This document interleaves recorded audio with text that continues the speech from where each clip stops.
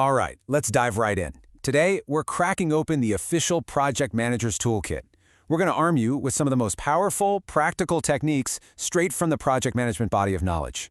The goal here is to turn all that theory into your real-world advantage. So, let's get to it. So, does this look familiar? Deadlines are creeping up, your best people are stretched way too thin, and it feels like no one's on the same page. That feeling of, well, sometimes not so controlled chaos, that's a hurdle every single project manager has to clear. But what if I told you there's a way to cut right through all that noise? You know, the most successful PMs out there, they don't have a crystal ball. It's not luck. It's about having a really well-stocked toolkit and knowing exactly which tool to pull out for which problem. And today, we're going to add 4 absolutely essential tools to your collection. Okay, first up, let's talk about that constant juggling act, your resources. And I mean everything. Your people, your equipment, your budget, the whole shebang you need to actually get the job done. The real challenge is always balancing what you need against what you've actually got. So, what do we call this in the biz? It's called resource optimization. And really, it's just a fancy way of saying you strategically shuffle your schedule around to make sure the demand for your resources doesn't outstrip your supply. The key is that it's not random. It's a proven method. So how do we do that? Well, you've got 2 main weapons in your arsenal here: resource leveling and resource smoothing. Think of resource leveling as the heavy hitter. You use it when you absolutely positively cannot go over your resource limit. Like, you only have 1 senior engineer, and that's it. This might mean you actually have to delay some tasks and even push your project's finish date.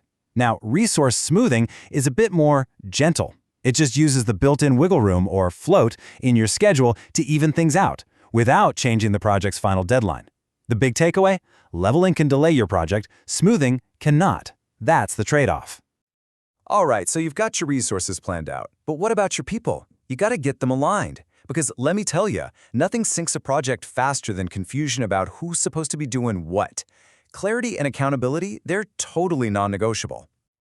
This right here, this is the multi-million-dollar question. Who does what? And maybe even more important, who is ultimately accountable when things go right or wrong? If you can't answer this for every single task, you're just asking for dropped balls, wasted effort, and a whole lot of finger-pointing. So what's the tool for that? Let me introduce you to your new best friend, the Responsibility Assignment Matrix, or as everyone calls it, the RACI chart. It is a simple but oh so powerful grid that spells out exactly who is involved in every task and what their role is. This becomes the single source of truth for your team. Now let's break this down, because this is where the magic happens. R is for responsible. That's the person or people actually doing the hands-on work. A is for accountable, and that's the one person who owns the task. C is for consultant. These are your subject matter experts, the people you get input from. And I is for informed, the people you just need to keep in the loop. So if you look at Develop Test Plan, you can see it's crystal clear. Ed is responsible for doing it, but Ann is the one who is ultimately accountable for it. No confusion. And this brings us to the absolute golden rule of RACI, and you can see it highlighted right here. You can have a bunch of people who are responsible or consulted or informed, but there can only ever be one person who is accountable, just one A.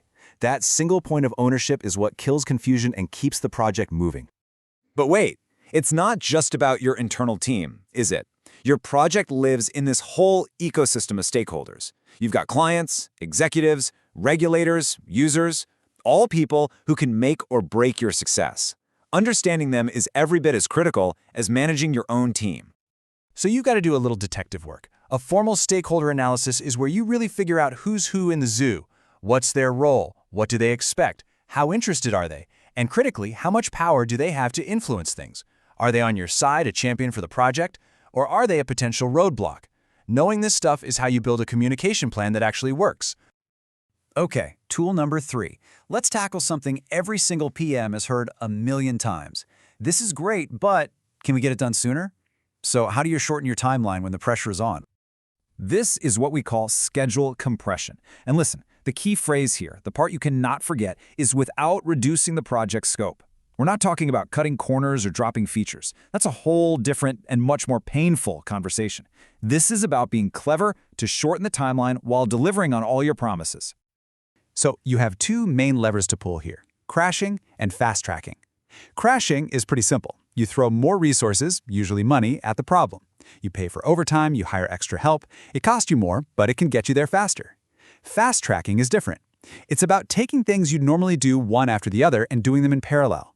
Now, this doesn't always cost more money, but it absolutely increases your risk and the need for some serious coordination. So it's that classic PM trade-off. Do you spend more money or do you take on more risk?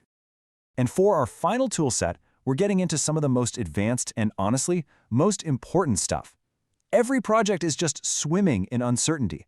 But the best PMs don't just react to problems. They proactively manage both the good and the bad sides of that uncertainty. And this slide right here is a total game changer.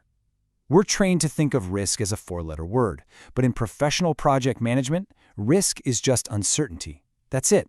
And that uncertainty can show up as a threat, something bad that could hurt your project, or as an opportunity, something good that could help it.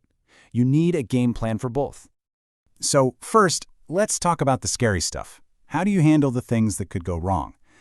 Well, there's a whole framework for responding to these negative risks or threats. You've basically got 5 moves. You can escalate it, tell your boss it's above your pay grade. You can avoid it by changing the plan entirely. You can transfer it, maybe by buying insurance. You can mitigate it, try to make it less likely or less painful if it happens. Or you can just accept it and say, we'll deal with it if it happens. Okay, now for the fun part. What about the things that could go right? You don't just sit back and cross your fingers. You make a plan to capitalize on good luck. And the strategies here are kind of like a mirror image of the threat responses. You can escalate a huge opportunity. You can exploit it, do everything in your power to make sure it happens. You can share it with a partner to get even more out of it. You can enhance it to make it even bigger or more likely. Or you can accept it and just have a plan ready to take advantage if it falls in your lap. See? This is all about being proactive, not passive. So let's do a quick recap of our new and improved toolkit. When you've got resource chaos, you've got leveling and smoothing. When the team is confused, you pull out the RACI matrix. When the deadline is breathing down your neck, you can crash or fast track. And to handle all that uncertainty, you've got specific strategies for both threats and opportunities. And remember, this is not just academic jargon to make you sound smart at a meeting. Every single one of these is a battle-tested tool that was designed to solve a specific, common, and often really painful problem. They bring structure to the chaos. So that brings us to the final thought I want to leave you with. Think about the project that's on your desk right now. Yeah, that one. The one that's probably giving you a few headaches. Which one of these tools, if you just started using it tomorrow, could make the biggest difference? That's where the real power is. Thanks for tuning in.